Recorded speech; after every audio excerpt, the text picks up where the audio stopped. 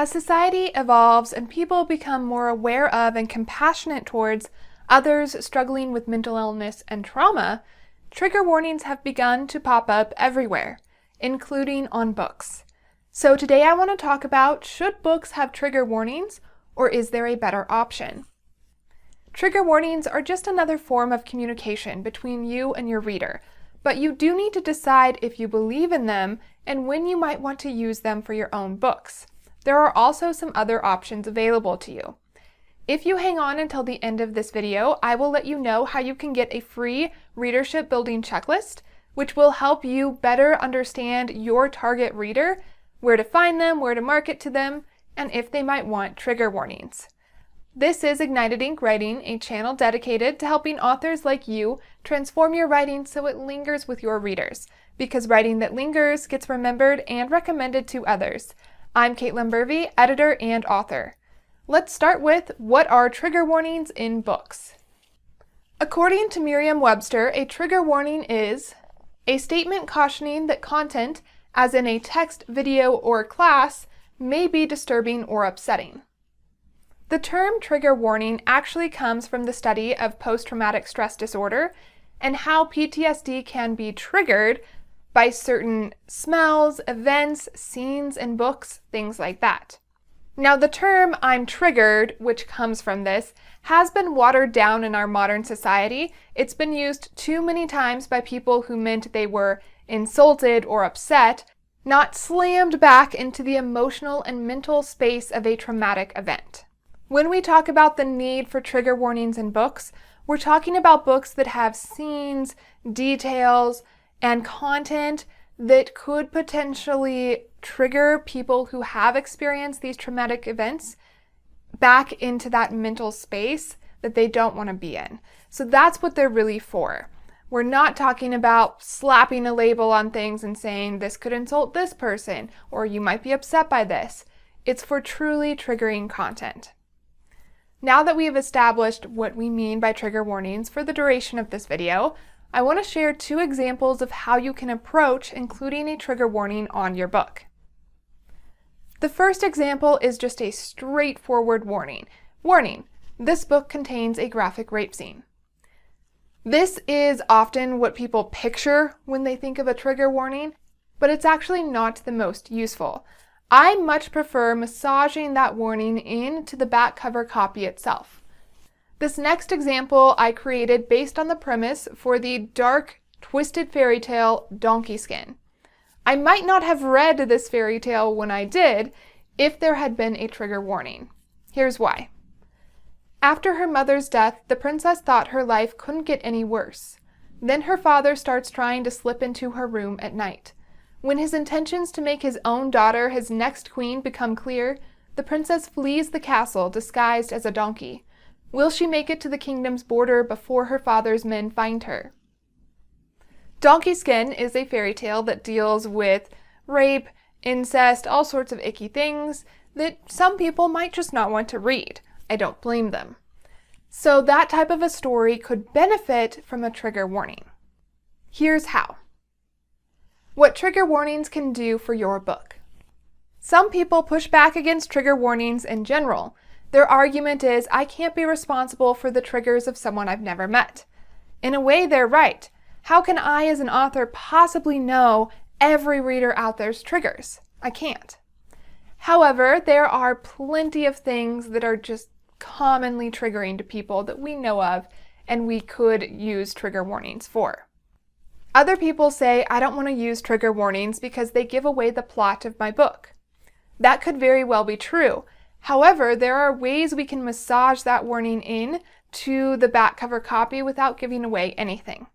Your back cover copy can give away your plot even without a trigger warning. That sort of a thing is difficult to write. However, I have faith that you can do it. So instead of thinking about these negative sides of trigger warnings, let's think about it in a more positive light, which is a form of communication with your reader. If you are communicating with your reader that it has a certain type of content, you're more likely to find readers who enjoy reading that than you are readers who don't. It's going to help your sales and your reviews. Here's what I mean. If you have a book that deals with suicide, There are people out there who want absolutely nothing to do with that. They don't want to read about that. They don't want to talk about that. They don't want to think about it. That's fine. There are other people out there who love reading about that subject. Maybe they were once suicidal in their life and reading about it makes them feel seen, heard, and not alone. Or maybe they had someone in their life who was suicidal at one point, and reading about it makes them feel like they're closer to that person and like they understand them better. So, if you refuse to put anything about suicide in your back cover copy because you don't want to give away your story, or because you don't believe in trigger warnings, you might attract that first type of person who hates those stories, and you're going to miss out on that second type of person who loves them. So if this is a main theme in your book, find a way to include it in the back cover copy. You're going to better communicate with your readers, and you're going to better reach the ones who are going to love your book. This is important in today's society where consumers care just as much about a company's morals as they do about their products. For example, I have a young adult author friend who is getting ready to publish her next book. Previously, she's written sweet young adult romances. Very clean, definitely don't need trigger warnings. But her newest book deals with the darker sides of being a teen, mostly addiction. So this book might not appeal to her current reader base. She wants to make sure that her current readers understand that this book is stepping away from her usual subject matter, so they can decide for themselves if they want to read it or not. At the same time, she's communicating with other readers who maybe tried her sweet romance and were like, I like the grittier stuff. She's letting them know that this new book might be for them. Now, I wouldn't necessarily call what she's including on the back cover copy a trigger warning. It's more like that donkey skin example I gave. It's a little bit more massaged in. It's not as in your face, but it's going to work for her. I can't share that right now because the book's not out yet, but I will come back and link to it once it is. Other ways that this author is letting her readers know that her new book is different is by a different cover design that reflects those darker themes and emails, communications with her readers. Now that we've talked about how trigger warnings can actually help you reach your readers, I want to cover alternatives to trigger warnings for books. My favorite alternative to a in-your-face trigger warning is that back cover copy version where you're just massaging the content into your back cover copy. I think it's the smoothest way of including a trigger warning. It also doesn't take up extra space like a straightforward trigger warning might. However, you might decide that that's not for you, that you don't like either of those. Another way books get trigger warnings is through readers and reviews. This is my least favorite way because you don't have any control over it. You can't control if readers are actually going to write a review that includes a trigger warning. You can't control what they have to say about that. And it's lazy. It's your job as the author to do this communication, not your readers. So, books do get trigger warnings from reviews. Another alternative would be if books had some sort of a rating system like movies. I know that there are issues with that.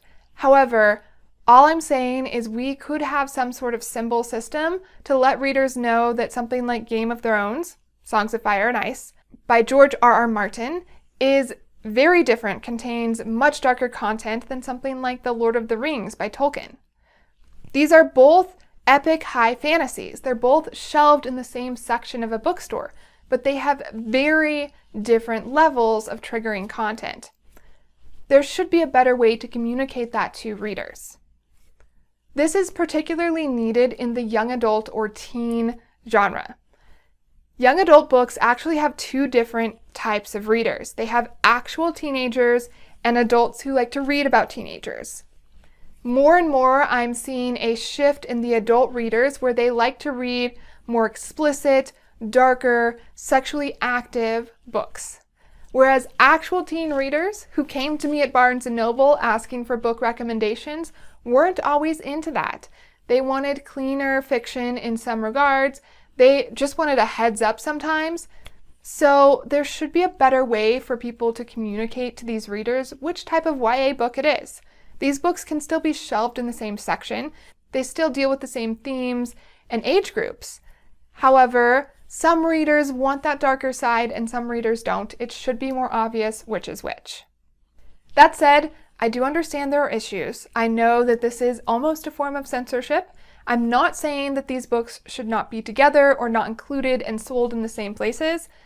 I'm just saying that some sort of rating system could help with the trigger warning question. Next, I want to share an author and editor's tips for trigger warnings on books. When it comes to trigger warnings, remember you are the author. You get the final say. So if you decide that you absolutely don't believe in trigger warnings, you don't have to include them. If you decide that your book's content doesn't need it, that's your choice. Totally up to you.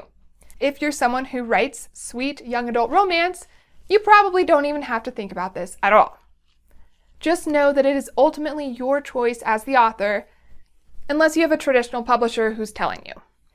Also, you should not be thinking about trigger warnings until you are getting ready for publication. This should in no way influence the writing of your first draft or the revisions of your book. Write the story that's inside you, then decide if you need to communicate some potentially triggering content that's in your story with your readers. You shouldn't be changing your story because you do or do not want to include a trigger warning. That said, how do you feel about trigger warnings? Share your thoughts in the comments below.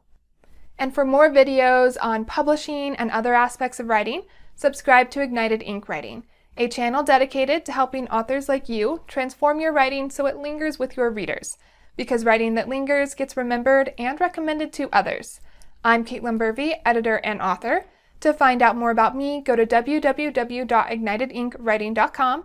That's where you will find your readership building checklist, which is going to help you understand who your readers are and whether or not they might want a trigger warning. And if you want to see how I approach this in my own books, go to caitlinburvey.com. There you will find When Magic Calls, a collection of modern fairy tales. It doesn't have a trigger warning, but I did have to figure out how to communicate to my readers that my fairy tales are closer to the Grimm Brothers versions than Disney. And now it's your turn to decide how you feel about trigger warnings and whether or not your book needs one to ignite your ink.